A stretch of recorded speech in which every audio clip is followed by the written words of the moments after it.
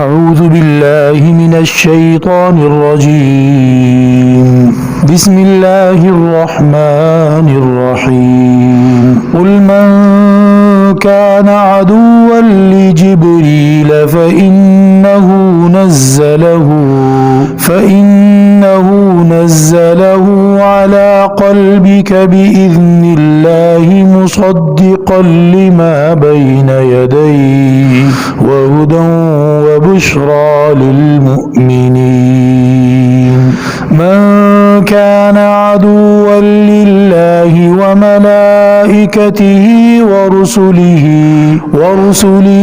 وجبريل وميكال فإن الله عدو للكافرين ولقد أنزلنا إليك آيات بينات وما يكفر بها إلا الفاسقون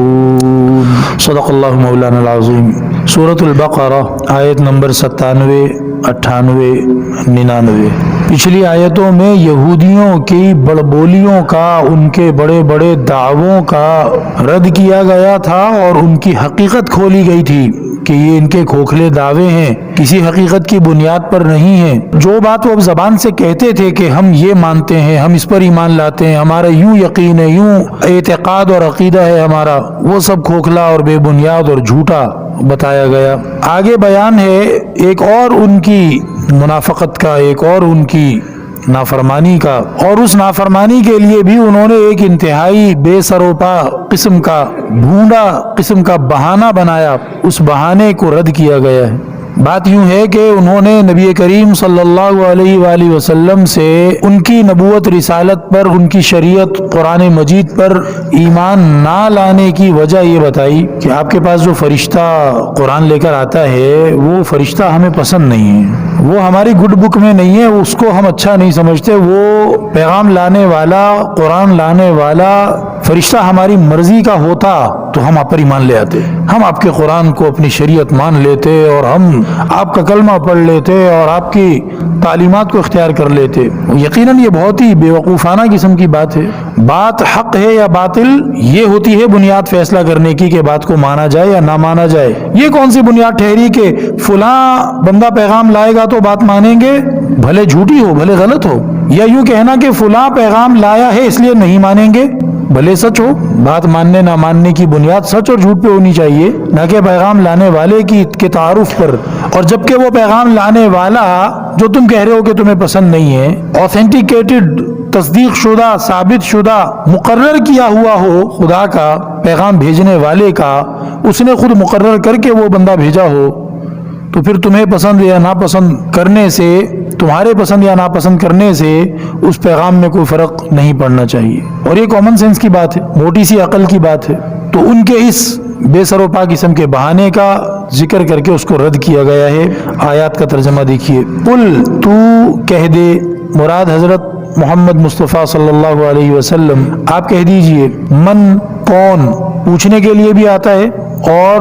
کسی بندے کی بات بتانے کے لیے بھی آتا ہے۔ یہاں کسی کی بات بتانے کے لیے آیا ہے، موصولہ ہے یہاں پہ۔ قل من، تو کہہ دے کہ جو کوئی، کانا ہو، عدوًا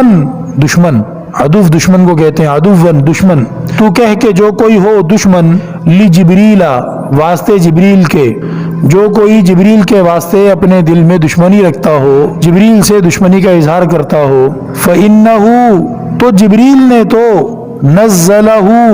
اس کتاب کو اتارا ہے، اس قرآن کو اتارا ہے، علی، اوپر، قلب، دل، کاف زبر کا، تیرا، یعنی تیرے دل کے اوپر، علی قلبی کا، تیرے دل پر، جبریل نے اس قرآن کو اتارا ہے تیرے دل پر، بِإِذْنِ اللہ، اللہ کے حکم سے۔ تو اگر کوئی جبریل کے لیے دشمنی رکھتا ہے تو اس کو سن لینا چاہیے کہ جبریل نے اللہ کے حکم سے نبی کے دل پر یہ قرآن اتارا ہے۔ مصدقاً، اس حالت میں، یہ قرآن کی حالت یہ ہے کہ یہ تصدیق کرتا ہے، یہ سچا بتاتا ہے، لما، ان مضامین کو، بین یدیہ، جو اس قرآن سے پہلے اتر چکے تھے، یعنی تمہاری تورات میں، اسی طرح انجیل میں بھی اور دوسری کتابوں میں بھی، لیکن چونکہ یہاں بات یہودیوں کی ہو رہی ہے تو لما بین یدیہ، قرآن سے پہلے جو کچھ اترا تھا قرآن اس کی تصدیق کرتا ہے، وہدن، اور اس حالت میں کہ یہ قرآن سراپا ہدایت ہے، وبشرا، اور خوشخبری ہے، للمؤمنین، ایمان والوں کے واسطے۔ من، دوبارہ من جو ہے یہاں پر موصولہ ہے، یعنی کسی کی بات بتانے کے لیے، نہ کہ پوچھنے کے لیے۔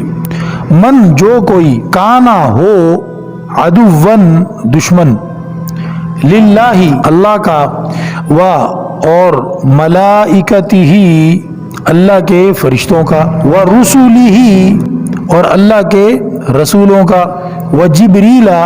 اور جبریل کا، ومیکال، اور میکائیل کا، فإن اللہ، تو بے شک اللہ، عدو، دشمن ہے، للکافرین، منکروں کا، کافروں کا۔ وَلَقَدْ أَنزَلْنَا، اور پکی بات ہے کہ ہم نے نازل کیا، الیک، آپ پر، آیات بینات، واضح آیتوں کو، وما یکفر بہا، اور کفر میں ان آیتوں کا، الا، مگر وہی، الفاسقون، جن کی عادت ہی نہ ماننے کی ہو، یوں کہہ لیں الفاسقون، حد سے گزر جانے والے، یعنی جنہوں نے اس چیز کو اپنی عادت بنا لیا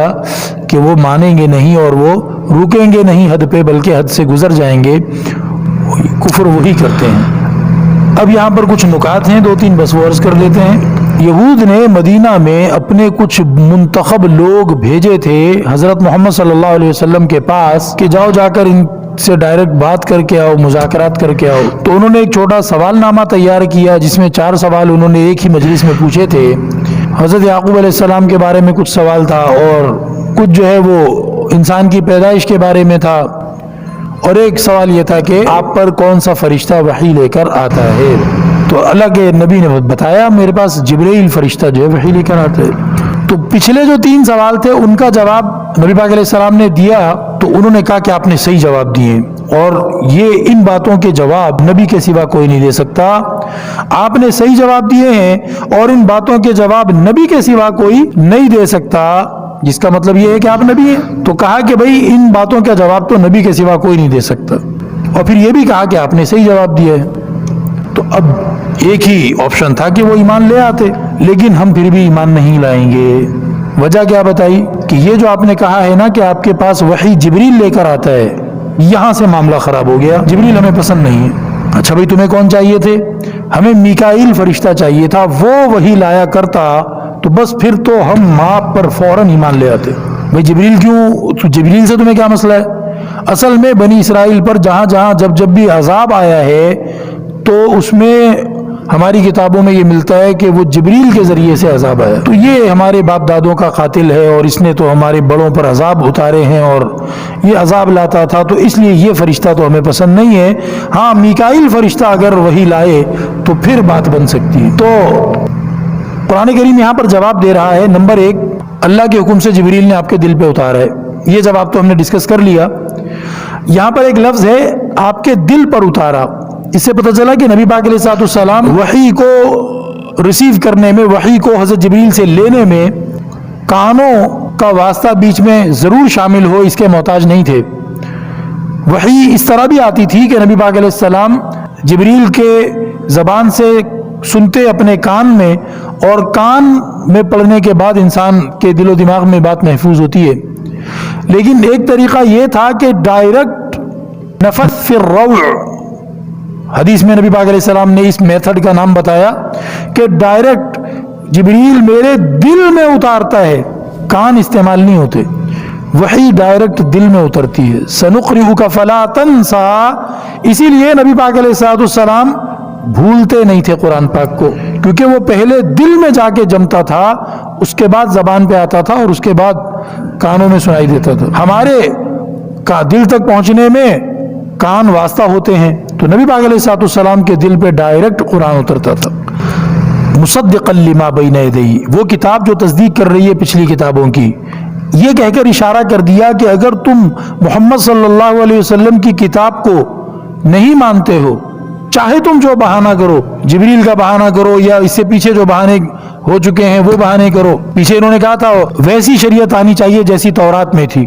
جیسی موسیٰ پہ اتری تھی، تب ہم مانیں گے۔ اس کا بھی اللہ تعالیٰ نے پیچھے رد فرمایا تھا کہ موسیٰ کی شریعت کو تم نے کہاں مانا، اور جو موسیٰ کی شریعت علیہ السلام زندہ کرنے والے بعد میں نبی آئے ان کو تو تم شہید کرتے پھرتے تھے، آج تم جھوٹا دعویٰ کر رہے ہو کہ ہم موسیٰ کی شریعت کا انتظار کرتے ہیں اور اسی پہ عمل کرتے ہیں۔ خیر، یہاں پر انہوں نے کہا کہ جی